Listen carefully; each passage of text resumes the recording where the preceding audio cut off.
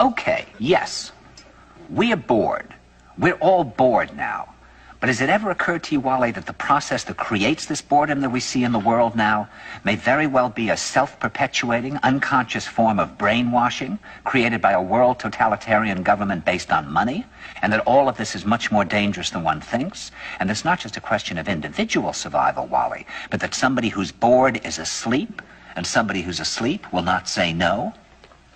See, I keep meeting these people. I mean, just a few days ago, I met this man whom I greatly admire. He's a Swedish physicist, Gustav Bjornstrand, and he told me that he no longer watches television, he doesn't read newspapers, and he doesn't read magazines. He's completely cut them out of his life because he really does feel that we're living in some kind of Orwellian nightmare now, and that everything that you hear now contributes to turning you into a robot. And when I was at Findhorn, I met this extraordinary English tree expert who had devoted his life to saving trees. Just got back from Washington, lobbying to save the redwoods. He's 84 years old. He always travels with a backpack because he never knows where he's going to be tomorrow. And when I met him at Findhorn, he said to me, "Where are you from?" And I said, "New York." He said, "Ah, New York, yes, that's a very interesting place. Do you know a lot of New Yorkers who keep talking about the fact that they want to leave but never do?" And I said, "Oh, yes." And he said, "Why do you think they don't leave?"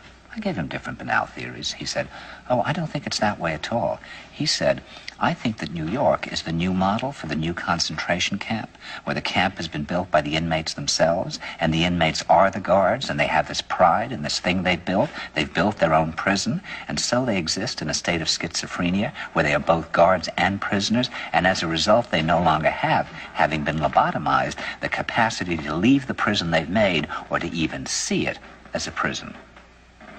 And then he went into his pocket and he took out a seed for a tree and he said, "This is a pine tree." He put it in my hand and he said, "Escape before it's too late." See, actually for 2 or 3 years now, Chiquita and I have had this very unpleasant feeling that we really should get out. And we really should feel like Jews in Germany in the late 30s. Get out of here. Of course, the problem is where to go, because it seems quite obvious that the whole world is going in the same direction. See, I think it's quite possible that the 1960s represented the last burst of the human being before he was extinguished, and that this is the beginning of the rest of the future now, and that from now on there'll simply be all these robots walking around, feeling nothing, thinking nothing, and there'll be nobody left almost to remind them that there once was a species called a human being, with feelings and thoughts, and that history and memory are right now being erased, and soon nobody will really remember that life existed on the planet.